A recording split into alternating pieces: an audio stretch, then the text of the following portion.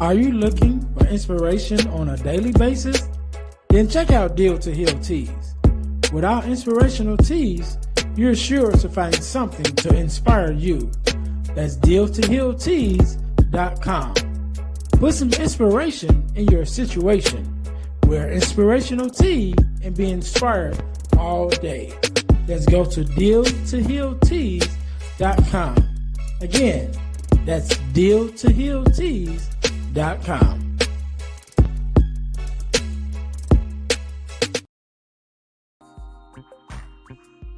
Hey guys, if you're enjoying this podcast, then I know you'll enjoy the Girl Dad Discussion podcast. I'm your host, Ernest James, and I believe the relationship between a daughter and her father is one of the most important relationships a young lady can have. And therefore, my mission is to promote the daddy-daughter relationship by sharing the voices of girl dads to the world. So check out our podcast on every platform where podcasts can be listened to. And if you want to watch the podcast, check us out on our YouTube channel. Again, that's the Girl Dad Discussions podcast with your host, Ernest James.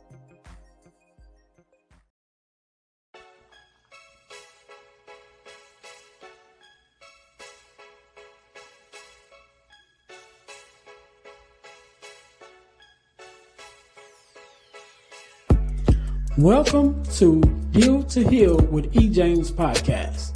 On this podcast, my guest and I will discuss topics and ways to help us to heal in every area of our lives. I believe that everyone can live a life that is happy, healthy, and whole. So I'm on a mission to help people to deal, heal, and fulfill. Deal with your problem, heal from the pain, and fulfill your purpose. Thanks for tuning in. Let's get to it.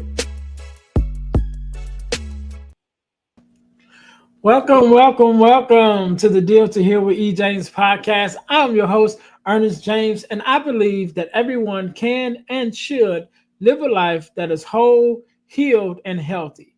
And therefore, I'm on a mission to help people to deal, heal, and fulfill, to deal with your problems, to heal from the pain, and to fulfill your purpose. Thank you guys once again for tuning in to the Deal to Heal with E. James podcast. If you haven't already, make sure you guys check us out at our new YouTube channel, which is the Deal to Heal Podcasting Network, and check us out on all of your podcast listening platforms. There at the website, at the YouTube channel, you can find our podcast, the Deal to Heal with E. James podcast, as well as the Girl Dad Discussions podcast, which is our sister podcast. And there's also two other podcasts that is there that you also can check out. So again, that's our new YouTube channel, the Deal to Heal with Deal to Heal Podcasting Network. Make sure that you guys check us out there. So we're going to jump right into this thing right away. I am here today, just like any other day, with a guest. We are blessed with a guest. Jason, how you doing? I'm good, man. How are you? Appreciate you bringing me on. No problem. Thank you for being here, because you could have been doing anything else with anyone else. But you're here with me and my listeners, and we definitely appreciate it. I'm not even going to try to pronounce your last name, but we're going to jump right in it. Do me a favor, introduce yourself to my audience and let us know a little bit about who you are and what it is that you do. Yeah, absolutely. First and foremost, I am Jason Pockrant.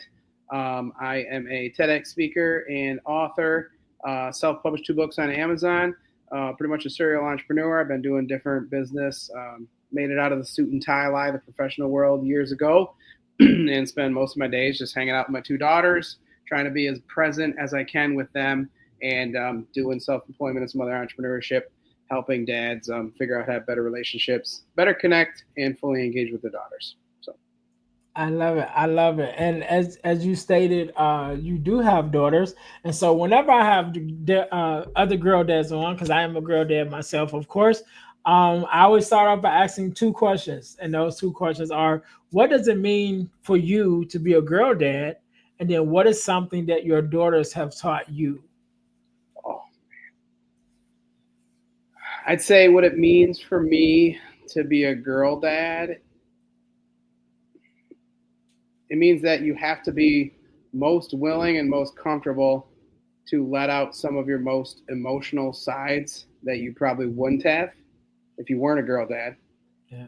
And one of the things that I would say my daughters have taught me is that I'd say that my daughters taught me that they see, hear, and feel way more of what I do, what I say, and how I speak than I could imagine. The idea that they're watching you, but when Mm. you really, really realize everything that you do, they're watching and judging to see how we're going to act or react. Mm. I think that's been a real game changer for me.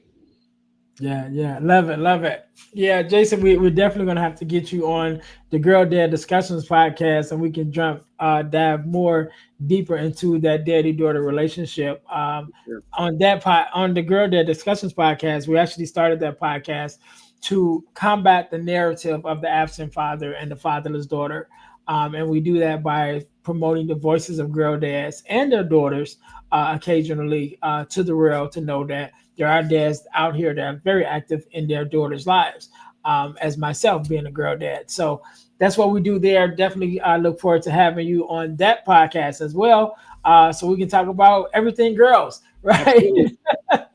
Absolutely. But But we're here today, and I'm a actually just kind of just go back through your story because they're definitely I know you're a dad now, you know what I mean, and you work with dads, helping them to do business and different ways, but your story actually started your journey with around your dad and your relationship with your own father.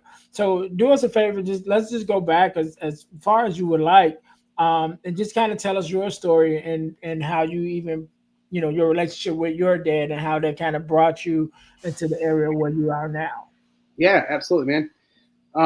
Well, it's funny. It's a funny story, right? So generally, when they get asked that question, right, I kind of blaze through the highlight reels, right, the highlight notes, and people are just kind of like, "Huh, what?"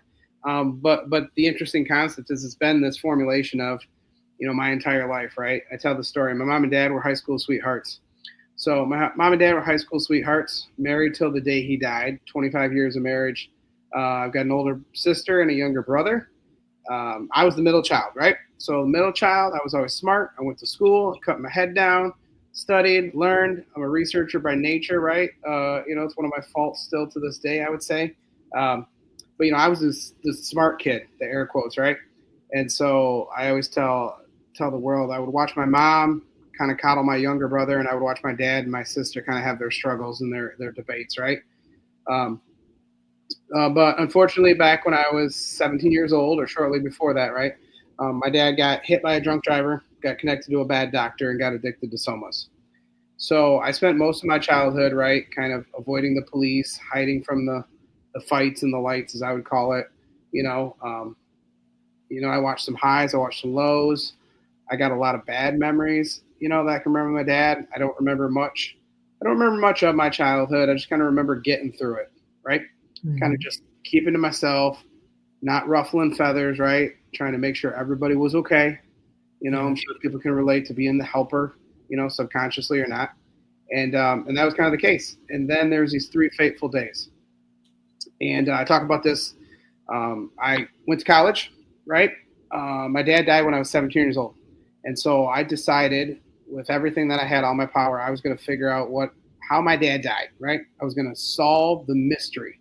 Like literally at the time, at 17 years old, I was hell bent on figuring out what had happened, right? So I was like, I'm going to go be a criminal investigator. I'm going to go be a psychologist. I'm going to go to school. I'm going to get to the bottom of this, right? But when I was only 17 years old, there was a Wednesday when we finally decided to leave the house. So my mom had finally had enough, right? She was going to file for divorce. We packed up our car. We were going to go live with my grandma. That Wednesday afternoon, I remember being the last one to leave the house. I packed up my stuff. I had a 1997 Dodge Intrepid, blue.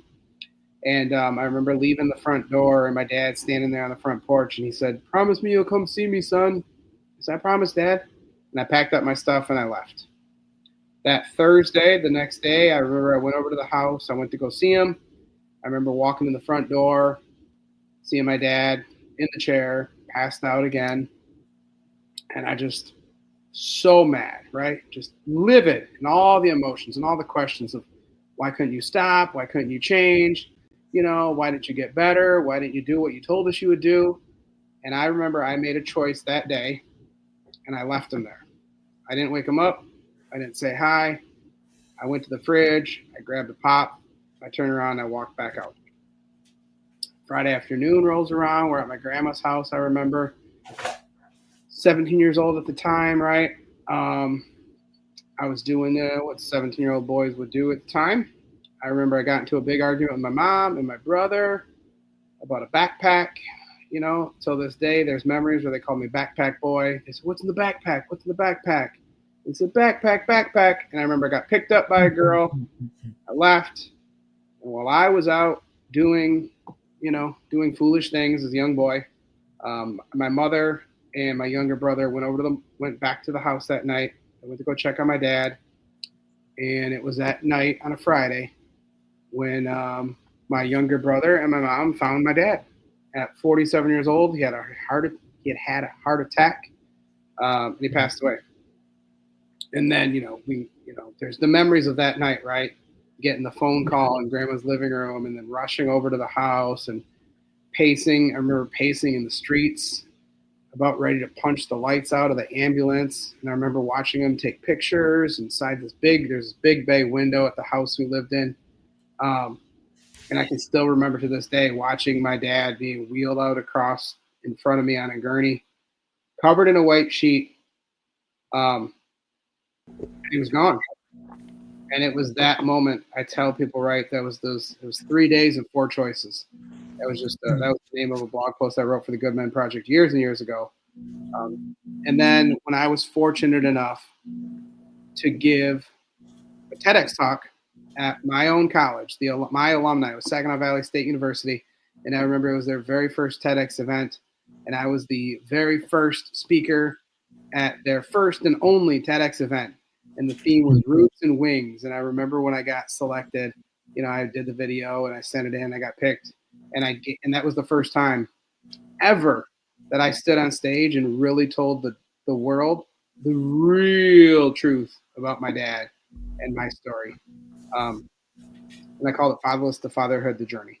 Because it was up until that point, I had essentially spent 8 years of my life, from 17 until 26 or 27, whatever I was, with the shame and the blame and the guilt, hiding in the shadows, going to school for all the wrong reasons, to get a degree that I didn't want, to get a job at a field I couldn't stand, with student loan debt that I didn't need, all because I was convinced, because I lost my dad, because I was convinced that I could figure out what had happened to him, and I could figure out how to help solve the wound that little boy had dealt by losing his father.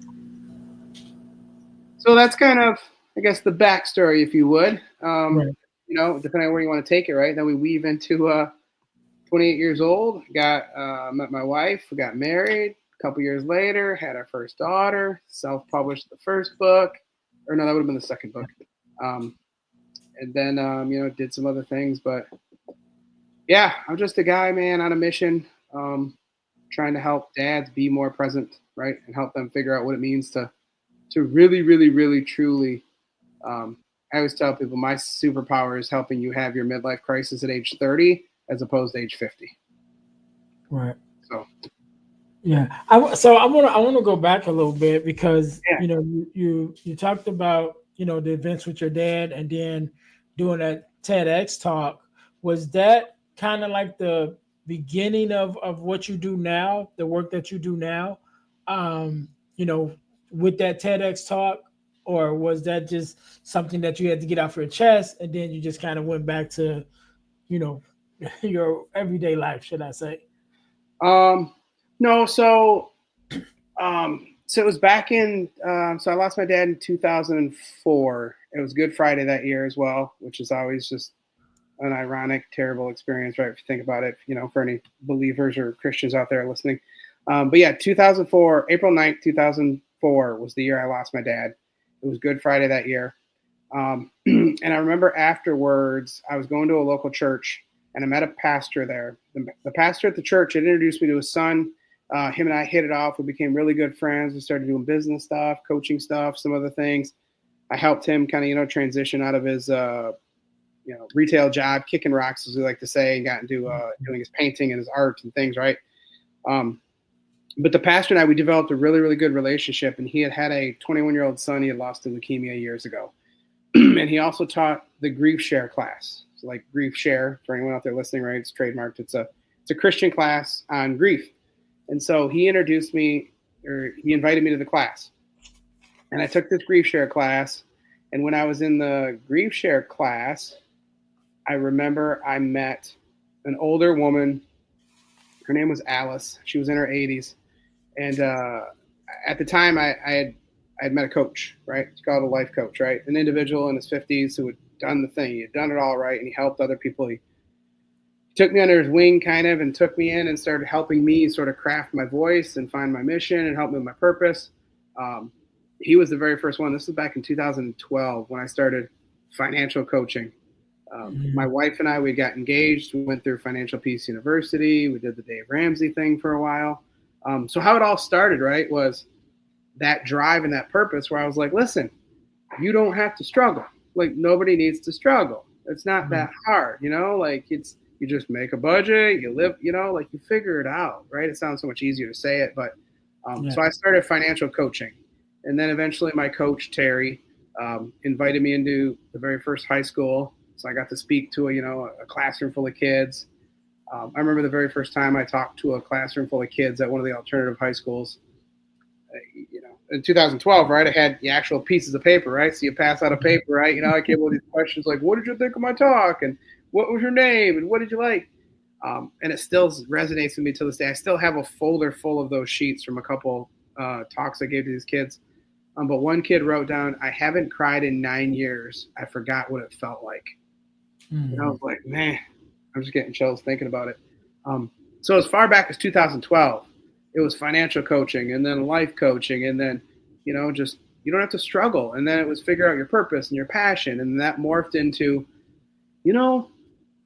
as a fatherless boy, I tell people the fatherless boys become fatherless men who become fatherless fathers. Right. And there's that fatherhood wound, right? If we all know the book, Wild at Heart by John Eldredge, right? Like that struck me for a while, for the longest time, about this wound that I had. And I was like, after age 18, we're forgotten about.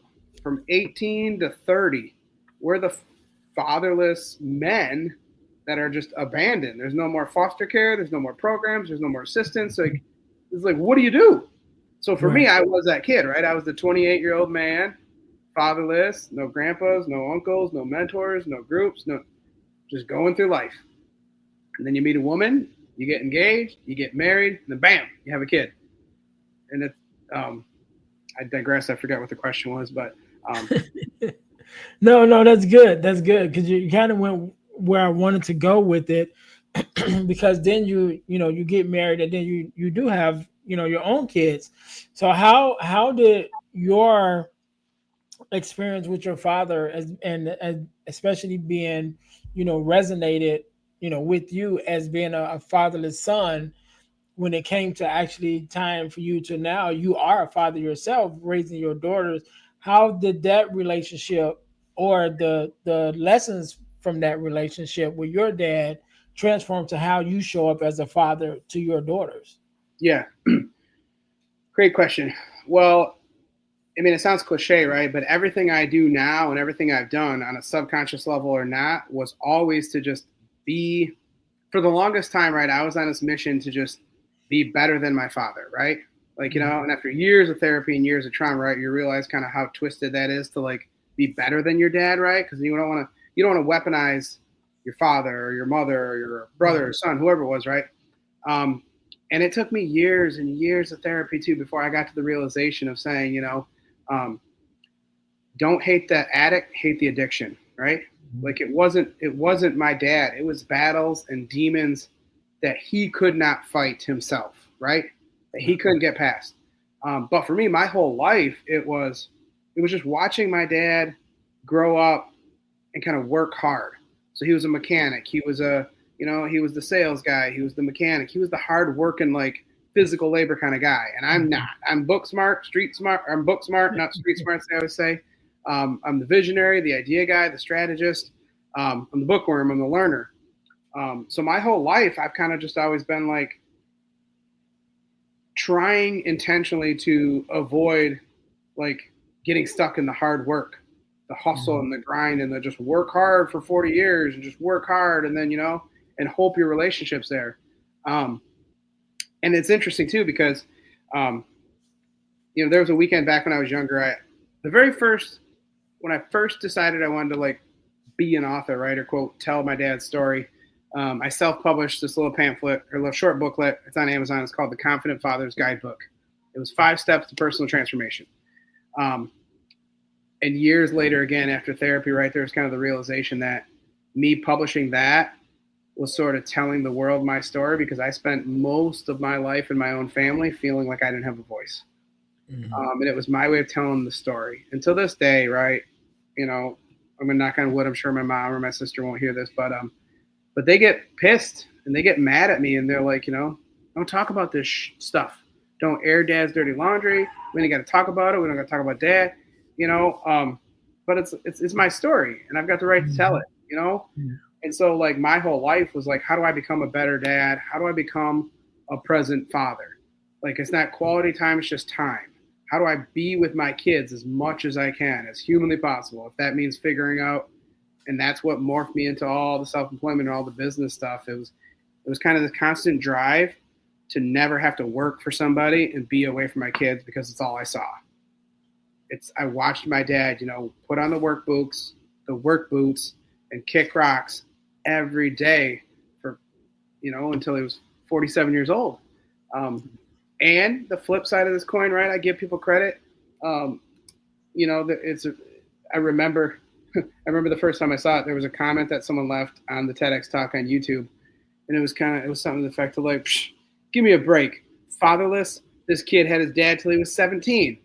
And I tell people all the time, like, fatherless fathers, and you can relate, Ernest, with what you do, the work, right? Death, divorce, or abandonment, you can call it what you want. The amount of fathers that I've interviewed over the years, and I was like, hey, what's it like being a fatherless father? Well, I'm not fatherless. I mean, my dad works 60 hours a week, and he's never home, and he's gone all the time, and I don't talk to him or see him or do anything, but I'm not fatherless. I'm like, okay. Yeah. Or the men, they're like, my dad's a piece of crap, hate the man, lives down the street. If I could see him, I was like, well, my dad's gone. And I would gladly trade places with you if I could have him back.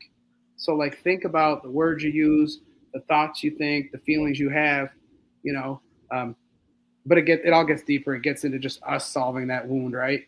Because us fatherless men have that wound. And with the other podcasts, I'm sure, right? Like, I used to think it was the craziest thing, this concept of fatherless daughters. And I'm like, no, you don't understand. Like, the wound that women have. I've talked to 20-year-old girls, talked to 40-year-old women that have a fatherhood wound as well from their dad. If we can't figure out our shit, if we can't figure out how to heal, how to deal, and how to fulfill what our purpose is. Right. And that's kind of just, like the summary version too of how I got to it, right? Is like my purpose in losing my father became being such a damn good dad to my daughter. First kid was a daughter. She's 10 now. And then my second child is a little 4-year-old girl. So 2 daughters. But then still, that's how the second book came out as well, right? It was I literally was like, I lost my dad. I'm 28 years old.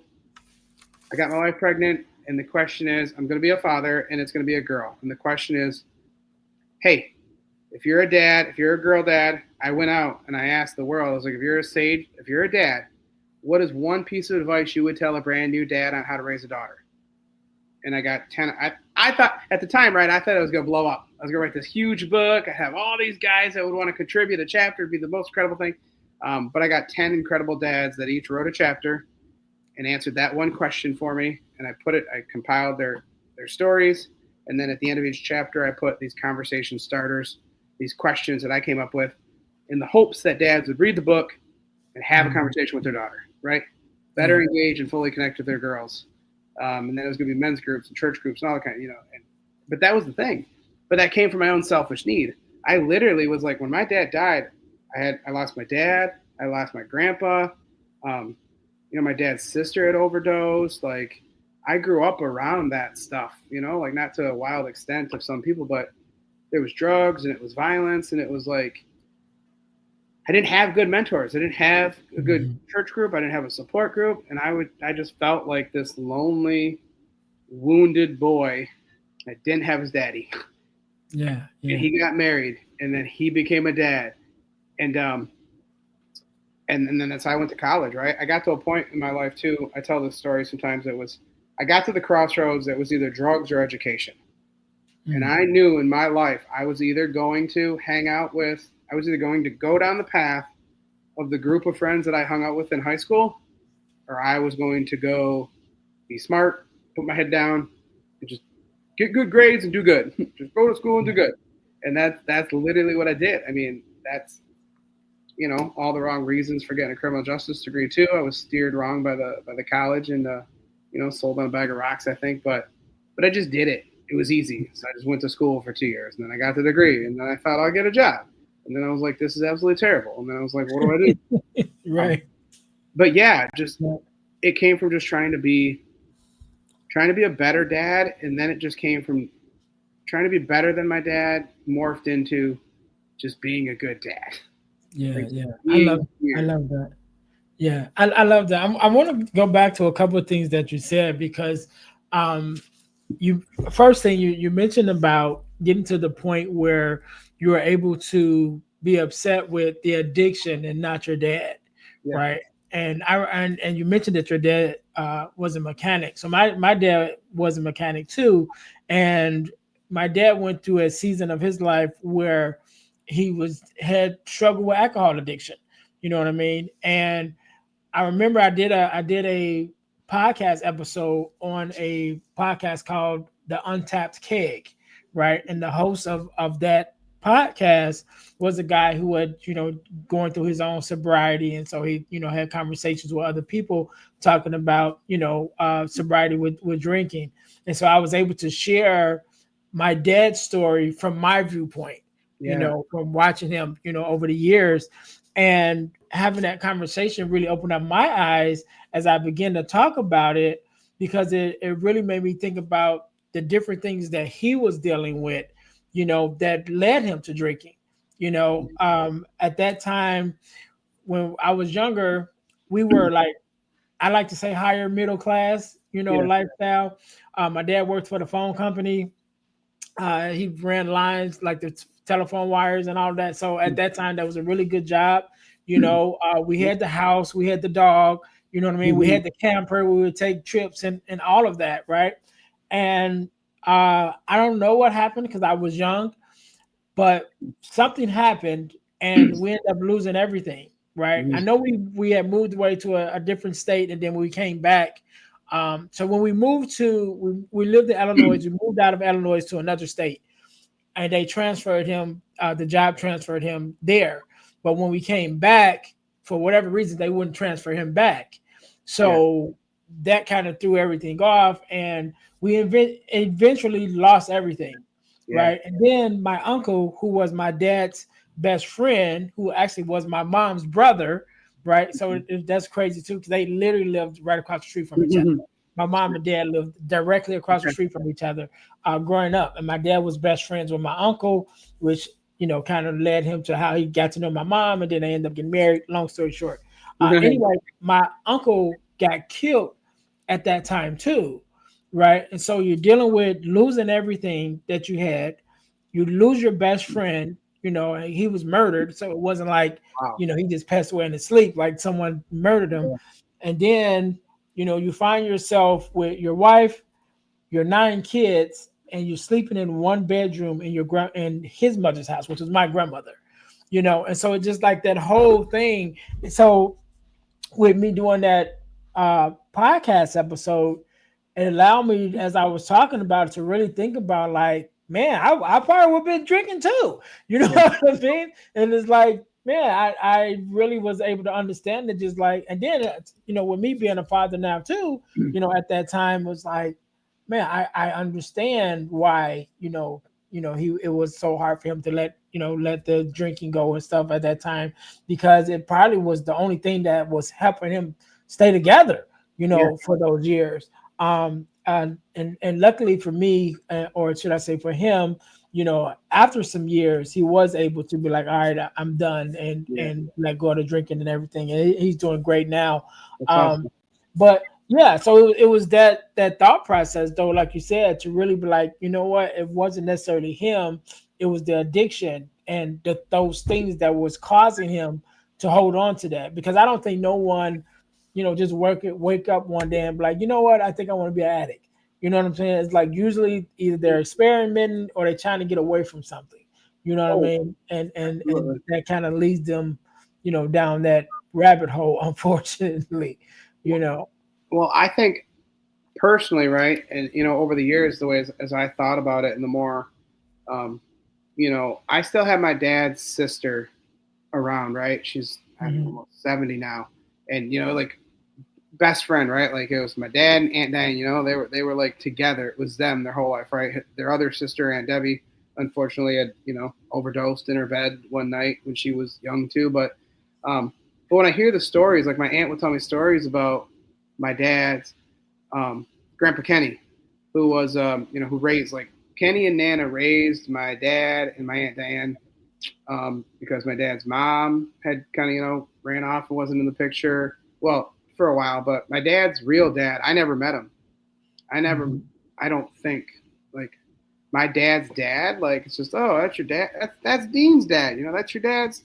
That's Grandpa Toby. That's your dad's dad. I'm like, I don't know the guy. I don't know the man. Never knew the man. But when I hear about Grandpa Kenny, like Grandpa Kenny was a beast. Like Grandpa Kenny was Golden Gloves boxer. Like back in 1939 in the city we live in, like on the plaques. But Grandpa Kenny was also a raging drinker, and Grandpa Kenny was the one who had more points on his driver's license by the time he was 15 before he got it.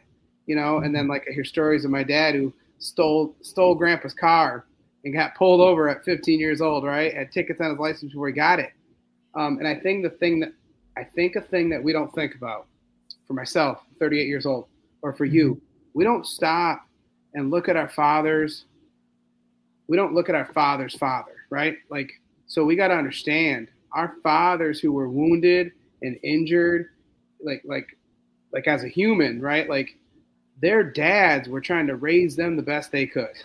Like we Mhm. got to think about what did Grandpa have to raise his son in 1940, and how did he? What did he have? Like what skills was he equipped with for emotional well-being? Like he didn't have better help. He didn't have therapy. He didn't have, you know what I mean? So you got to think like our dads did the best they could with what they had, and our Yeah. fathers, right, when they were struggling. And I tell this story, right, like I would be up all night in my room.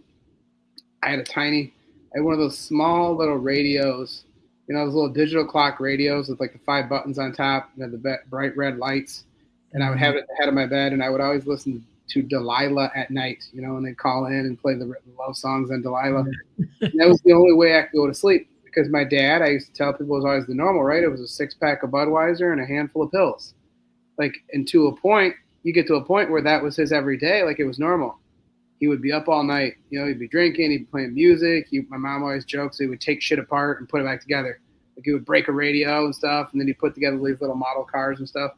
So Yeah. like when I think about my dad, I remember the man that was up all night, and then I would be in my bedroom. And then if my mom and dad got in the fights, then the cops would show up, and then I would remember hiding, and I didn't want to come out, and I didn't want to talk to anybody, and but then I'd wake up the next morning, like everything was fine, and I'd go to school, and I'd come Yeah. home, and I'd do it again. I'd do it again. Um, but it was a conversation I had with my friend one time, and she was talking about her dad. And, I was talking to a friend, she's an older woman, older woman, and she was telling me about her dad, and it was that idea that she was like, he didn't know, like he was just doing the best he could, and you have to stop, like hating the person or thinking like, you know. So for me, it's been this idea too of, I'm going to be the one to break the cycle. Mhm. I'm going to be the one, the oldest son is just myself, my younger brother, right? So like I'm the last, well, me and my brother, we're the last Pockrants. Like there is no more of my father. It's just me. This is what I got left. But I kind of take pride on being one of the few to break that generational curse of addiction and And then I want to be here for the girls to help them see what it's like, because it's also a really, really crappy feeling that they don't get grandpa, that Yeah.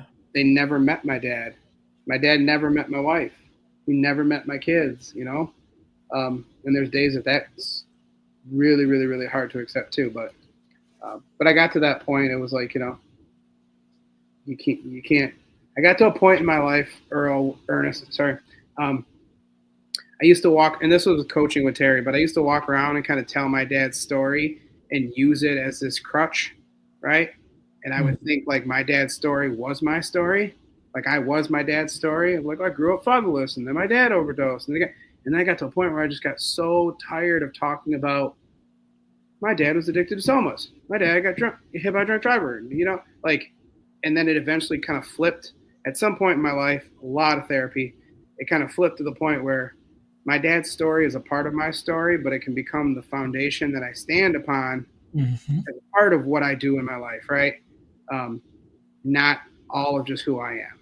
So kind of after, and that was like years later, right? It was this realization of like, I was super, super heavy into interviewing fatherless fathers and talking about all that. And then like, 3, 4, 5 years later, it's kind of like the light bulb went off, and I was like, that was a really, really personal, peaceful cleansing that I kind of had to go through to then come out of. And then that's how I got into like, the helping dads do business and speaking and coaching and like marketing stuff and the other things. And now it's just kind of like, hey, we're all the cool business dads that want to hang out, talk about business, marketing, do cool shit or do stuff. And then like go spend time with their daughters.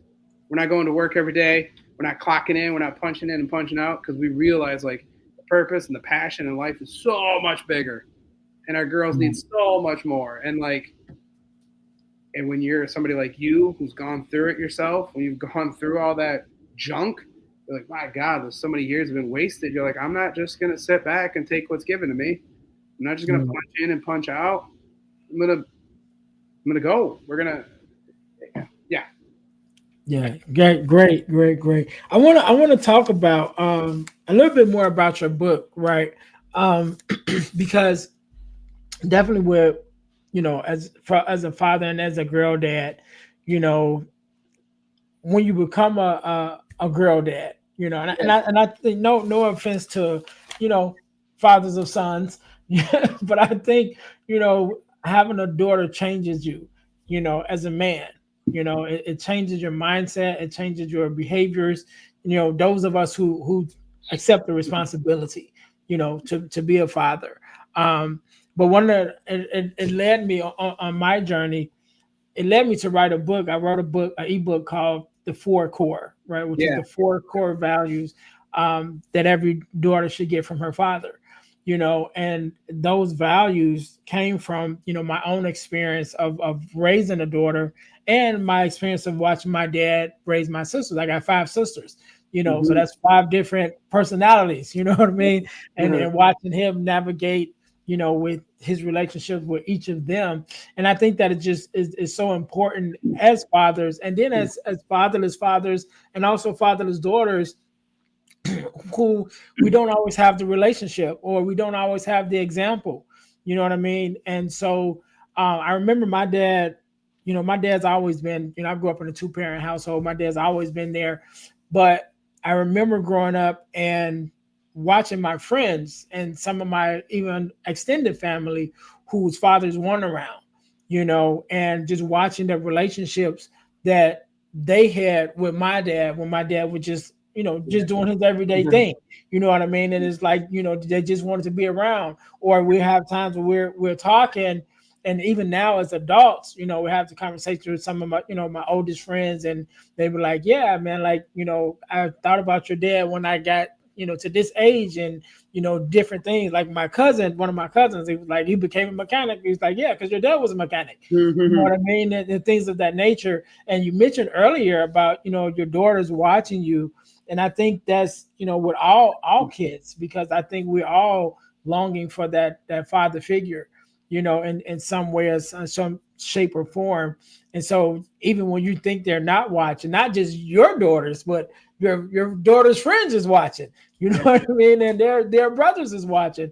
And I just thought, as I've grown and even having those conversations with, like I said, some of my older friends who's been, friends for since I was young, just to hear them say, yeah, we were around and, we might not have always said something, but, just knowing, being able to say now how much a difference that my dad just being around, what I Yeah. mean, made a difference in their lives. And I think that's important as, like we said, we talk to other dads and girl dads and just dads in general, that we have that foundation and recognizing that, so as I want to talk a little bit about more about your book, actually both of them, before we get out of here.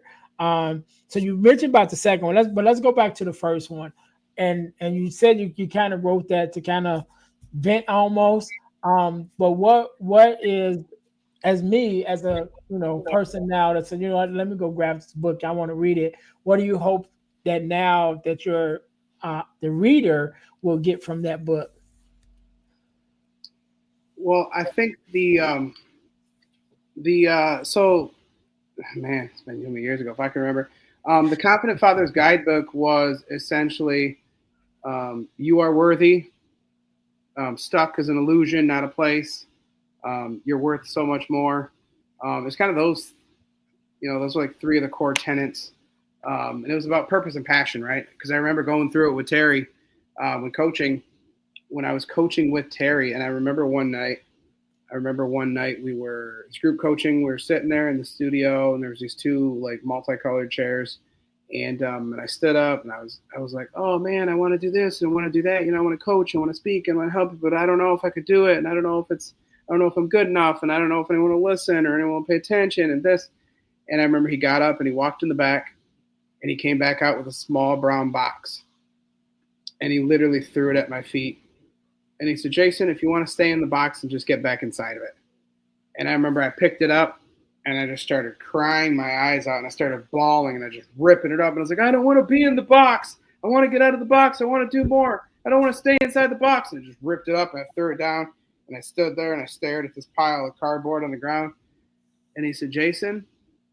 And I was like, and that was that moment, right? We talked about like your worst day and your best day. That was that moment I stopped and I looked at him and I was like, oh my God. I was like, Terry, I said, losing my dad, I said, everything I'm doing is for dad. Like everything is because of that. I was like, everything I want to do, this big purpose, this mission, this Les Brown kind of esque, purpose and passion and speaking and helping dads. Like how?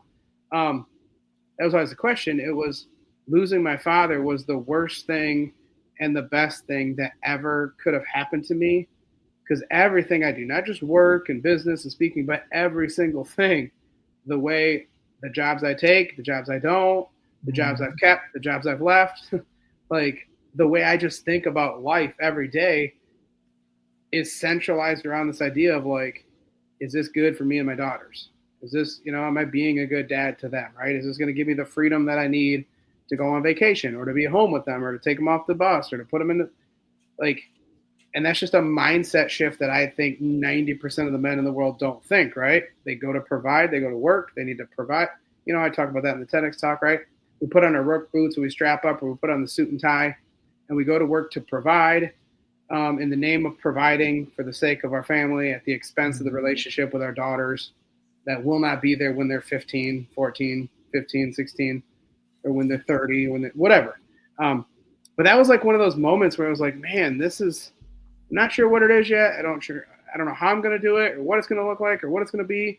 But that was trampolining me into like this future that I wanted to create and what I wanted to do for my daughters. And as a dad who can help fathers in some small way, because we've all got our unique perspective. We've all got, there's our audience, right? Everyone's got our vibe. Like we're going to find our tribe that vibes with us, like there's one or two people that may resonate with something I said tonight. And there's one or two people that are going to resonate with you or your dad, like what you said, I want to point out was interesting. Your adult friends today, like them telling you that, like that's them telling you and speaking into existence for you that they had a fatherhood wound in their lives, in their homes at that time, that they were getting filled from your dad. They weren't asked. They might not have asked for it. They might not have said it, right? They might not even known it, right? Right. But like that's the power that we have as fathers for girls or for boys or for the neighbors or for the youth pastors or whoever, right? Like, and it's just I think it's this responsibility that we have that we take lightly or we don't even realize. Yeah. But yeah, so the book was that, right? It was like, man, we're worth so much more. Like you can do, and so to finish that off, right? So Terry looked at me and he said, Jason, what you just had happen right there, he said, most people don't realize that until they're 70 or 80 years old. And that was kind of when the light bulb went off. I was like, man, it's like, that's it. That's my that's my midlife crisis when I was 29 years old. I was like, I don't want to get a job. I don't care. I don't want to go make, and then I went into the professional world. I went from stocking shelves at Sam's Club to fully licensed financial advisor, Series 7, Series 6, life, health, disability, home insurance, car insurance, life insurance, sold it all. I did that when I first had my daughter. I call it the suit and tie lie. I did it for a year, hated every minute of it. Because I would sit there and they would tell me, oh, you could just make, you just stay here for 2 years, 3 years, you make $100,000, make $200,000. I said, if it means then I have to sit in an office still for 40 hours a week, shuffling papers and being away from my kids and pretending I'm making a difference, I'm not going to do it. But that's it. It was don't be stuck, as you're worthy of more. Stuck is just an illusion, not a place. I forget the other three, but yeah. But yeah, it's because people need to hear it, man. Yeah. I talk to 18, 19, 20-year-old kids today, and I tell them blue in the face. I'm like, listen, my friend, if you do nothing else, put $100 a month into the S&P 500, and you will be half of a millionaire at my age today. Like if you don't know, oh, I don't know about this. I'm like, dude, it doesn't even. If anybody had told me that, and I listened when I was 19 or 20, yeah, stuff we know today, I can imagine what you and I know today. That we're like, man, I really wish I did that when I was 24, 25. Man, so much. I was talking to one of the guys at work today. He's 25, right? So I'm 49 now, right? Okay. And I'm a bricklayer by trade, and he's a young guy. He's a apprentice, a laborer.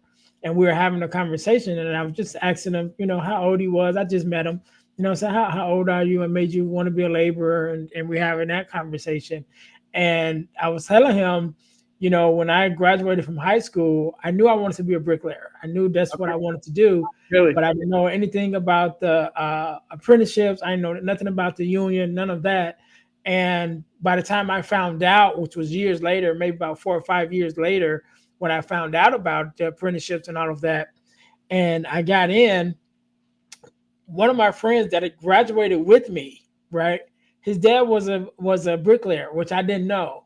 So when we graduated together. When we graduated, he went right into the bricklayer's field. I went to college, and so by the time I found out about the apprenticeships and bricklaying and all of that, and I got in, his little brother was starting when I was starting, what I mean? And I was like, dude, if I had known, how many years could I have cut off my, added to my career, and just being able to start off like right out of high school doing something that you love, you know what I mean, and making a good living doing it, I could have started a lot earlier. So I wish I had known that, I wish I had had that time to do that. But yeah. Are you a bricklayer? Yes, I'm a bricklayer by trade. 22 years or something like that. I've been doing it. I want to mention this really quick. I just put this in the chat here, right? So there was 2 quotes that I remember I put in the book, and one of them I just put in the chat real quick. It was this quote.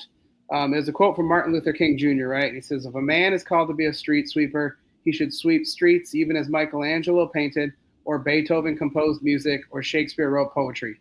He should sweep streets so well that all the host of heaven and earth will pause to say, 'Here lived a great street sweeper who did his job well.'"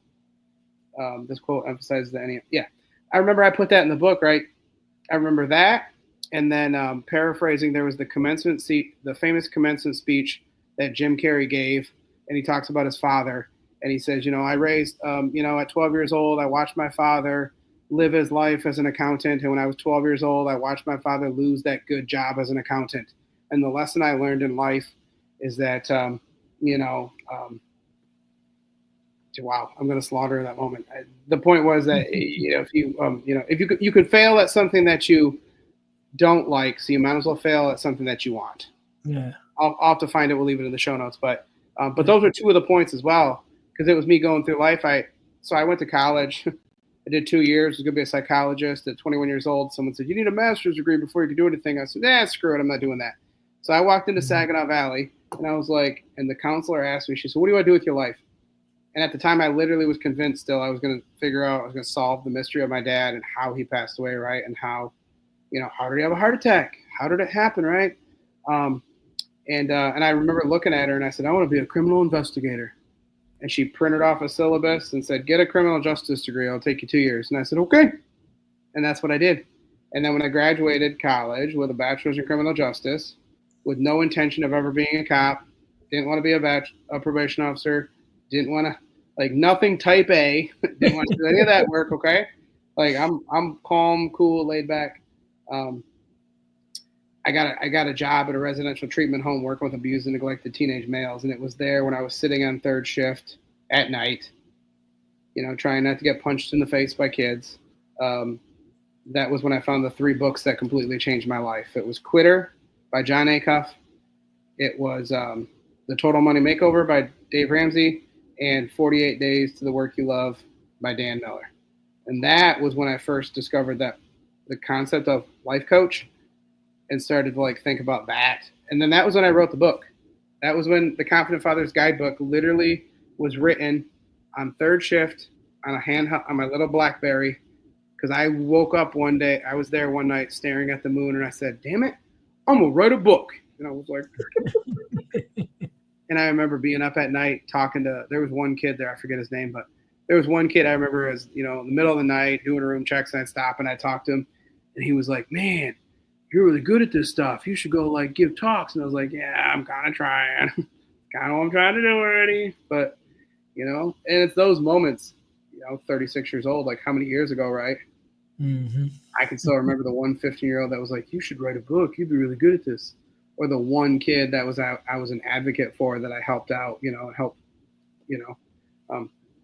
But the idea on the flip side, right, as crazy as an entrepreneur I am and the things I do and all the years, I tell people, there are just as many men in the world that are meant to sweep streets. And if that's what you're called to do, I'm a believer, right? So I'll drop it in there. If you're called to do that and that's what you feel God puts on your heart, then, sweep streets like the best of them.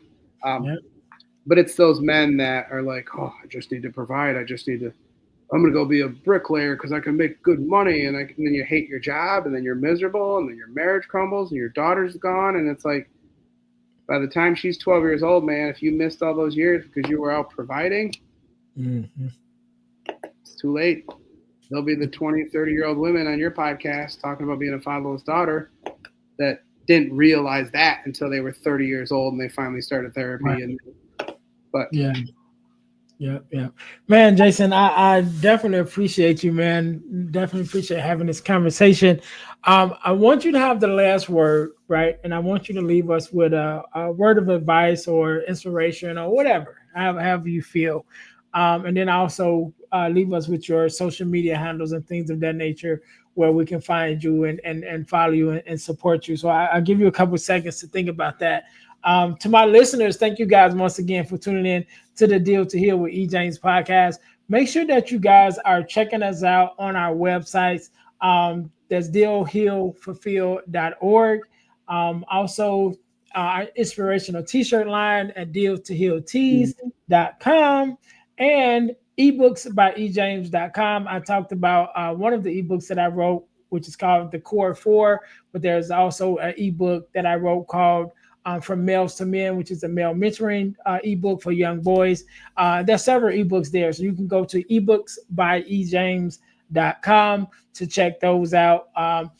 And also make sure you guys checking us out at our forgivenessmission.com. So over the last couple of years, I've been blessed to be a part of this organization called the Forgiveness Mission. And we do free virtual workshops used to be every quarter. We actually started doing them every other month now.